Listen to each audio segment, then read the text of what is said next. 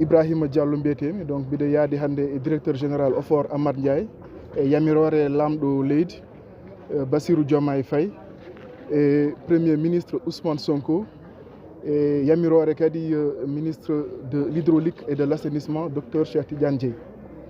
Hannde noon min ngari ko Dakar saabu yimɓe fof no nganndi ɗo événement poɗɗo ni ko aduna fottata ɗo. ɗum waɗi hannde min ngari ƴeewde batte ndiyam ɗe.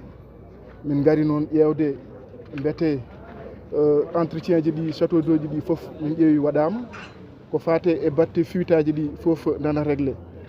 hikka noon no waɗi innovation mawɗo par ce que sa ƴeewi wuuro ngo mawnat donc no yaadi e extension ji e réseau ko fodde 15 kilométre ma fawe yaade kadi e branchement sociaux ji e compteur uji donc ɗum min garno hannde ƴeewde ɗum ko phase préparatoire e balɗe sappo ɗene kadi équipe ma arɗo ummiɓe ha Tambacounda ummiɓe ha Kolda gara pour balɗe sappo ɗe ɓe gono ɗo e ɓe jaada kadi e équipement ji baɗɗi important donc pour batte ndiyam ɗam mbete yimɓe foof no mbawa dañde Dakar taw mbaɗa ɗum passé e dow jaam.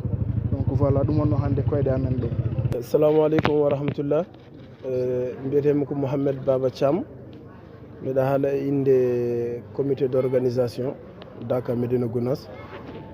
enen fof eɗen gandi so Dakar fandima tawata enen fof eɗen gondi e goƴa pour heɓgol ndiyam timmuɗam pour population garowo.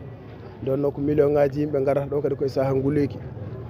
aywa e on sifa noon so tawi en keeɓi daraniɓe wallude en sababude ɗum e mbawɗen tan ko yettudeɓe. ɗum waɗi eɗen jetta arɓe ɗo ɓe gila e directeur OFOR garɗo ɗo o aywa ha yettoyi premier ministre monsieur Ousmane Sonko ha yetti président de la république son excellence Bassirou Diomaye Faye. kamɓe dolli arɓe ɗo ɓe pour yoɓe gar ɓe tinno ɓe balla Madina Gounass holno heɓiri ndiyam timmuɗam e Dakar he. dendalngal expression de besoin mo ñaganoɗo Madina Gounass ñaguino pour yo walle Dakar heɓa ndiyam timmuɗam eɗen mbawide 90% o ɓe mbaɗi ɗum. aywa saabu ene jogui forage uji ɗi ganduɗa pompe ji mumen ene panno ko wayno Aynumadi ɓe gaddi pompe kesso mo 15 kg pour yo ndiyam yetto ha Dakar ga. aywa eɓe balli Madina fodde 15 kg extension de réseau plus branchement sociaux ji ɗi ganduɗa ko miskineɓe ɓe ngala doole ñaguinoɓe ndiyam yo balle ɓe gaddi matériel mum foof ari nan ɗo jooɗi pour miskineɓe dokki ndiyam ɓe branchane ha e nder galleji mabɓe taw ko saabu Allah ɓe joɓata e mbuɗu. eyyi eɗen jettaɓe kamɓe comité garɗo eɗen jetta président de la république.